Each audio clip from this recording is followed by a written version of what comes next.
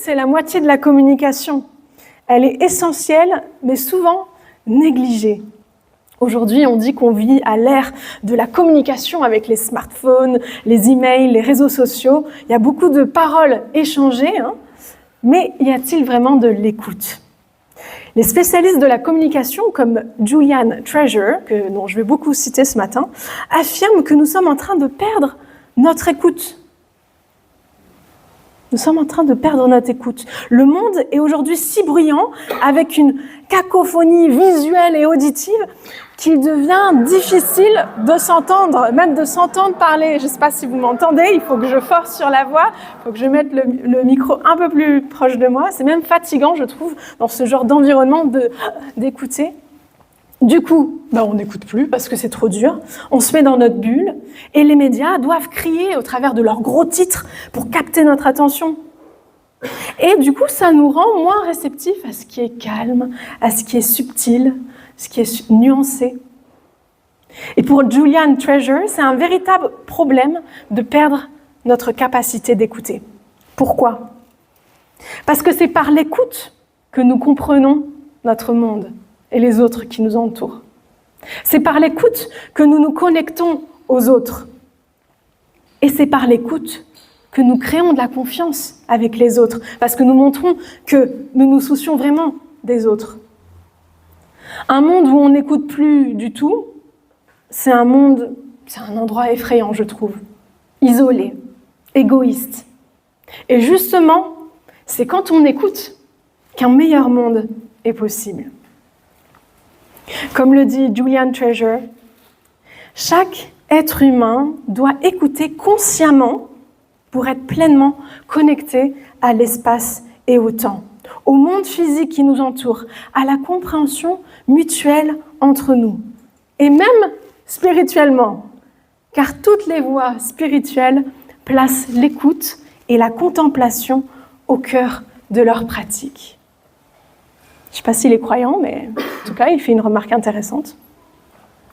Et on pense souvent que l'écoute, c'est quelque chose de simple, de naturel, qui va de soi. Mais en réalité, je ne sais pas si vous vous en rendez compte, vous, en tout cas moi je me rends compte, que écouter véritablement, sincèrement, c'est une compétence qui s'apprend vraiment chaque jour, c'est une pratique de chaque jour. Et ça s'applique tout autant à notre voisin, à notre ami, notre collègue, à notre parent, que à Dieu lui-même. Voilà pourquoi je vous invite à continuer notre série de messages sur l'écoute en nous penchant sur l'histoire d'un jeune garçon qui s'appelle Samuel et comment il a réussi à écouter Dieu lui parler. Et pour vous donner juste quelques petits éléments de contexte, l'histoire qu'on va voir, elle se passe au début du premier livre de Samuel dans l'Ancien Testament, la première partie de la Bible. Et ce premier livre fait une transition avec une période chaotique dans l'histoire du peuple juif, que ça soit au niveau moral et aussi religieux. C'est une période de transition où Israël, donc ce peuple, va s'organiser en monarchie avec des rois. Et ces rois vont être plus ou moins exemplaires, je ne vous en dis pas plus. Donc l'histoire se déroule à Silo, c'est le lieu où se trouvait le coffre de l'alliance entre Dieu et Israël. En gros, ce coffre, c'était le symbole de la présence de Dieu. Voilà. C'était là où il y avait le peuple d'Israël, il y avait ce coffre, et c'était le symbole de la présence de Dieu. Et il est question d'un vieux prêtre du nom d'Élie et de ses deux enfants qui sont irrespectueux et qui déshonorent Dieu volontairement. Donc un contexte un peu où on sent de la tension. Et tout ça s'est contrasté avec la naissance d'un enfant, Samuel, qui est le fruit des prières d'une maman stérile. Voilà. Et depuis tout petit, ce Samuel, il travaille avec le prêtre, il est sûrement censé prendre la relève. Et donc je vous invite à lire ensemble le passage qui nous intéresse. C'est dans le premier livre de Samuel, chapitre 3, versets 1 à 10, c'est affiché juste ici. Le jeune Samuel servait le Seigneur sous la surveillance d'Élie. En ce temps-là, il était rare que le Seigneur parle directement à un être humain ou qu'il lui accorde une vision. Une nuit, le prêtre Élie, qui était devenu presque aveugle, dormait à sa place habituelle. Samuel aussi dormait. Il était dans le sanctuaire du Seigneur, près du coffre de l'Alliance. Avant l'aube, alors que la lampe du sanctuaire brûlait encore, le Seigneur appela Samuel. Celui-ci répondit « Oui, maître. Puis, il accourut auprès d'Élie et lui dit, tu m'as appelé, me voici. Je ne t'ai pas appelé, dit Élie. Retourne te coucher. Samuel alla se recoucher. Une seconde fois, le Seigneur appela, Samuel. L'enfant se leva et revint dire à Élie, tu m'as appelé, me voici. Non, mon enfant, répondit Élie, je ne t'ai pas appelé, retourne te coucher. Samuel ne connaissait pas encore personnellement le Seigneur, car celui-ci ne lui avait jamais parlé directement jusqu'alors. Pour la troisième fois, le Seigneur appela Samuel. Samuel se leva, revint trouver Élie et lui dit « Tu m'as appelé, me voici ». Cette fois, Élie comprit que c'était le Seigneur qui appelait l'enfant. Il lui dit alors « Va te recoucher, et si on t'appelle de nouveau, tu répondras « Parle, Seigneur, ton serviteur écoute ». Samuel alla donc se recoucher à sa place. Le Seigneur vint et se tint là. Comme les autres fois, il appela « Samuel, Samuel ». L'enfant répondit « Parle, ton serviteur écoute ». Et dans ce texte, on peut voir à travers de l'attitude de Samuel comment on peut écouter Dieu. Alors déjà, la scène se déroule au coucher de soleil. Le soir, Élie est presque en train de dormir, Samuel est sur le point aussi de dormir, la lumière est presque éteinte. Donc voilà, c'est la fin de la journée. Et là, on a une scène presque comique, je ne sais pas si vous avez senti ça, j'ai essayé de le dire dans la lecture, d'aller-retour de Samuel et de quiproquo, de qui parle à qui, de quand, de quoi. J'ai essayé de faire un petit schéma pour que ça soit plus clair. Voilà, le Seigneur appelle, Samuel court, il lui renvoie, Seigneur appelle, jusqu'à qu'il y ait un déclic. Samuel s'est levé quand même à 3 reprises pour voir qui l'appelait. Ça montre une certaine discipline de ce garçon. Personnellement, juste pour vous dire, moi je pense que je ne me serais pas levée au bout de la 2e fois. Ou alors j'aurais envoyé Simon, tu peux aller voir. Voilà, parce que là franchement, il m'a déjà dit 2 fois non. Donc voilà, une certaine disponibilité de Samuel à écouter qui l'appelle. En plus, le texte mentionne au début que, je ne sais pas si vous l'avez remarqué, le jeune garçon ne connaît pas Dieu. Voilà pourquoi il ne dit pas exactement ce que son maître lui conseille de dire. Il ne répond pas en appelant Dieu son Seigneur. Je ne sais pas dans la lecture si vous avez retenu. Élie dit tu diras « Parle Seigneur, ton serviteur écoute ». Et lui, à la fin, il dit « Parle, ton serviteur écoute ». Il ne connaît pas Dieu. Il ne l'a pas encore rencontré, en fait, même s'il le sert et il travaille pour lui. Mais il se rend quand même disponible, approchable, même s'il ne le reconnaît pas comme son Dieu. On voit ici une certaine ouverture, à la fois qui est touchante, même venant d'un enfant, une disponibilité à écouter Dieu. Et Julian Treasure, là, le spécialiste de la communication, il conseille un exercice pour améliorer notre écoute attentive dans nos relations. Le voici. Faire silence pendant 3 minutes par jour pour nous apprendre à re-entendre le calme.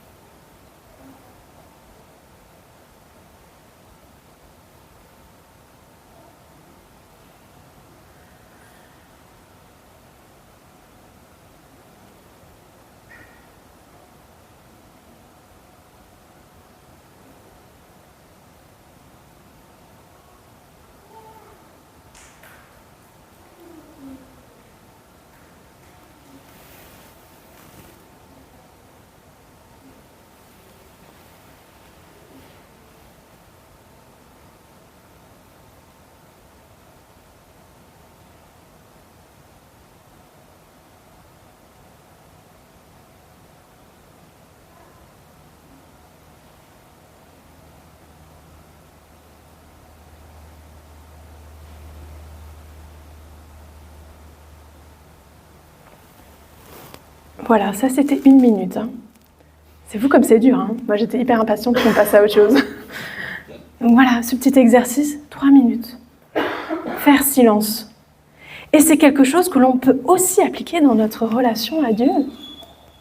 Peut-être que dans notre vie, Dieu nous appelle, Dieu nous parle sans même qu'on s'en rende compte parce qu'on est dans le bruit, parce qu'on est dans le rush de la vie. Et moi, la première, Dans la Bible, Dieu est toujours montré comme un Dieu qui nous cherche, qui nous rejoint, qui essaye d'entrer en contact avec nous. Et peut-être que dans notre monde, surchargé de bruit extérieur et aussi de bruit intérieur, tout ce qui se passe dans nos têtes, nous avons besoin de faire silence pour nous rendre disponibles pour les autres et aussi pour Dieu. Au début de l'histoire de Samuel, le narrateur mentionne que la parole de Dieu était rare et peu fréquente, dans le sens que c'était pas évident à reconnaître sa parole. Et ça explique un petit peu le quiproquo qui vient juste après, comme s'il nous disait un petit peu en avance, voilà ce qui va se passer, vous allez voir. Et donc Dieu a dû appeler 4 fois quand même, pour que Samuel comprenne que ce n'était pas son maître. Il a fallu vraiment discerner de qui venait cette voix. Et c'est le deuxième point. Écouter, c'est discerner. Et c'est intéressant de voir la manière dont Dieu parle à Samuel. Comment Dieu appelle Samuel. D'abord, la forme. Je ne sais pas si vous avez remarqué, c'est dans le calme de la nuit, en toute simplicité. On ne sait pas les détails de cette manifestation divine, si c'était une voix audible ou pas. C'est pas le plus important en fait finalement. Le plus important, c'est le message qui a été communiqué, c'est la rencontre qu'il y a eu entre Dieu et Samuel. Et ça me rappelle d'ailleurs une autre histoire dans la Bible, que vous connaissez peut-être, avec un autre gars qui s'appelle Élie, et en fait, Dieu lui parle, et il est dit que Dieu ne parle pas au travers d'un grand vent, au travers d'un grand tremblement de terre, au travers même du feu, non. Dieu, il parle au travers du bruit d'un souffle léger. Un souffle léger. Autrement dit, pas quelque chose d'extraordinaire, pas de grand tralala, mais quelque chose de très simple, banal. Alors oui, il peut y avoir des choses extraordinaires, mais ça ne veut pas dire que Dieu n'utilise pas non plus les petites choses de la vie pour nous parler. Voilà pourquoi le discernement, il est important là. Et regardons un petit peu au fond du message. Maintenant, Dieu appelle Samuel par son prénom. Je ne sais pas si vous avez remarqué. Il se révèle à lui de manière personnalisée, adaptée. Cela veut dire que la manière dont Dieu me parle peut être différente de comment il parle à mon voisin, à ma voisine. Et la dernière fois, il y a quelques semaines, Joseph nous a parlé des différentes manières dont Dieu peut nous parler, et ça montrait la diversité des langages de Dieu. On ne le met pas dans une boîte, ce Dieu. Il sort de la boîte. Et dernier point que j'ai trouvé intéressant de mentionner, c'est intéressant de voir que Samuel a eu besoin d'Élie pour interpréter ce qui se passait. C'est un vrai travail d'équipe, quoi. Et on peut voir ici l'importance de la communauté, pour ne pas faire dire à Dieu n'importe quoi. Que l'éclairage de plusieurs chrétiens, alors que ça soit des chrétiens dans l'histoire qui nous ont précédés, comment les chrétiens ont vécu les choses, comment ils ont interprété un texte de la Bible, je ne sais pas, 3 siècles avant nous, comment, ça peut nous inspirer nous aujourd'hui. Et les chrétiens aussi, de notre vie d'aujourd'hui, dans notre communauté, comment ils voient les choses. Ça peut nous aider. Voilà pourquoi Julian Treasure conseille un deuxième exercice pour améliorer la qualité de notre écoute. Plein de petits exercices à faire à la maison ce matin. Dans un environnement bruyant, comme celui-ci, essayez d'écouter attentivement ce qui se passe dans ce bar. Combien de canaux sonores on peut apercevoir? Est-ce qu'il y a de la musique de fond? Est-ce qu'il y a un élément distinct qui peut nous parler? Ça peut aussi être fait dans un endroit un peu plus paisible, au bord de l'eau par exemple. C'est quoi l'animal?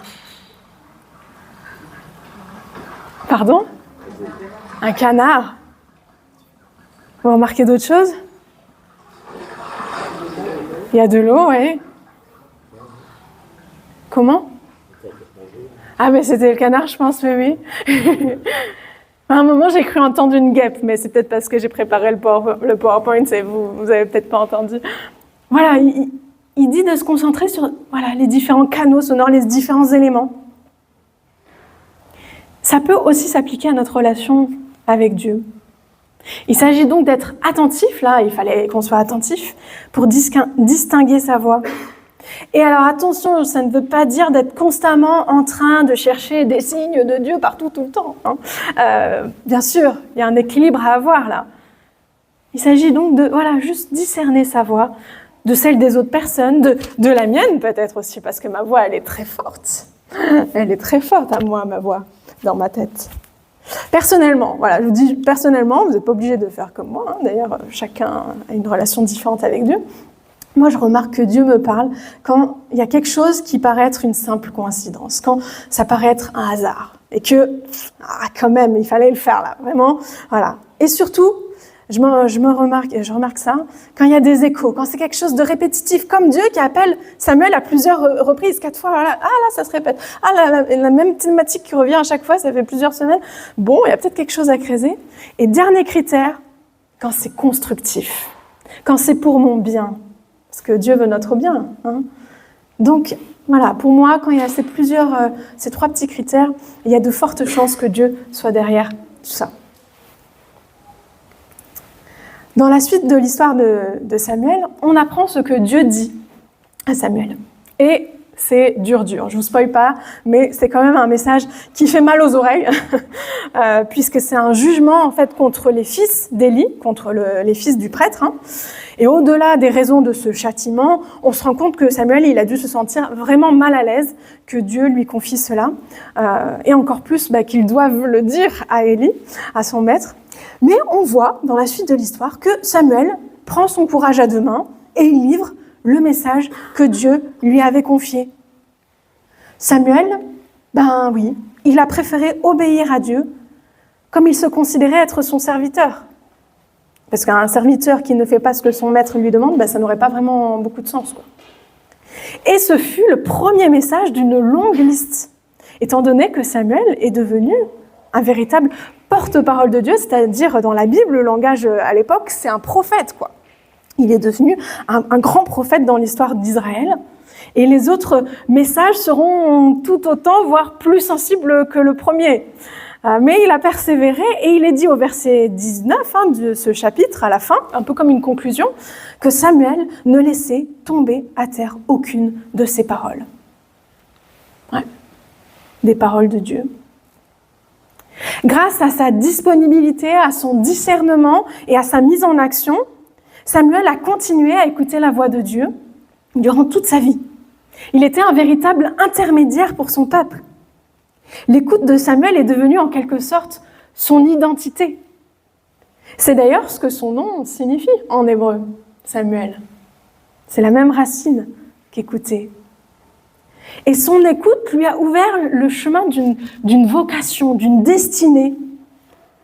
Tout cela s'est produit dans une période hyper noire de l'histoire d'Israël.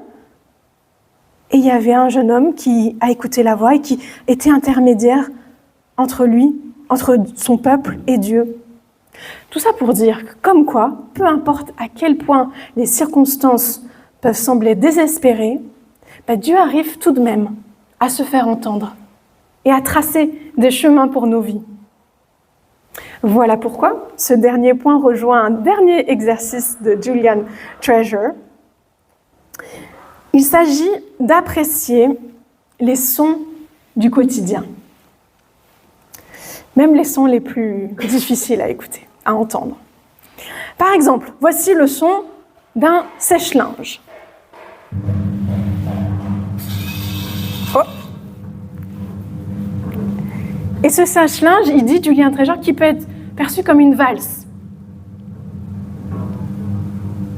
2, 3. Un peu lente la valse. 1, 2, 3. 1, 2, 3. Un autre son. Est-ce que vous reconnaissez ce que c'est ? Est-ce que vous sentez l'odeur ? Ouais, moulin à café. Appréciez ce petit son. Moi, je sais que j'aime bien l'entendre. Aussi, je ne sais pas pourquoi je vous raconte ma vie, mais j'aime trop le bruit du sèche-cheveux. Ça m'apaise à mort, quoi. Je ne sais pas pourquoi. Voilà. Vous savez quelque chose en plus sur moi. J'en ai déjà un. Ne m'achetez pas des sèche-cheveux. Les sons du quotidien qui nous gênent, a priori, peuvent devenir fascinants si l'on y prête vraiment attention. Dans le chaos de nos vies, Dieu peut nous aider à voir de belles choses et peut-être même à entendre sa voix au travers du chaos. D'une façon ou d'une autre, nous décidons chaque jour d'écouter des voix. Peut-être pas celles de Dieu, mais nous écoutons des voix et nos choix de vie en découlent aussi en fonction de ce qu'on entend, de ce qu'on décide d'écouter. Alors peut-être que Samuel peut être un bon exemple pour nous de suivre la voie de Dieu. C'est elle qui nous donnera une destinée. Et pour conclure, j'aimerais dire que de nombreux siècles après l'histoire de Samuel, la voix de Dieu peut encore se faire entendre aujourd'hui. Et la venue de Jésus, le plus grand des prophètes, nous permet désormais d'avoir accès directement à Dieu, sans intermédiaire, sans prophète. C'est lui qui nous a donné l'accès direct à Dieu. Et la balle est dans notre camp. C'est à nous de nous rendre disponibles et attentifs. Et une fois le message reçu, de nous mettre en mouvement, de nous mettre en action. Jésus un jour disait à ses disciples, à ses amis, « Écoutez bien si vous avez des oreilles pour entendre. » En gros, les gars, ne soyez pas durs d'oreilles. Après tout, c'est pas pour rien qu'on a 2 oreilles et une seule bouche. Peut-être que ça veut dire quelque chose, je ne sais pas. William Ury, un anthropologue et expert en négociation, comme quoi il faut savoir écouter quand on négocie dans des situations de crise, disait que l'écoute ne peut pas être si compliquée que ça. Parce qu'en fait, il disait qu'elle peut déclencher une réaction en chaîne. Lorsqu'une personne est réellement écoutée, elle se sent naturellement inspirée à écouter à son tour les autres. Comme elle voit le bénéfice d'être écoutée, elle se dit je vais le faire aussi avec mon prochain.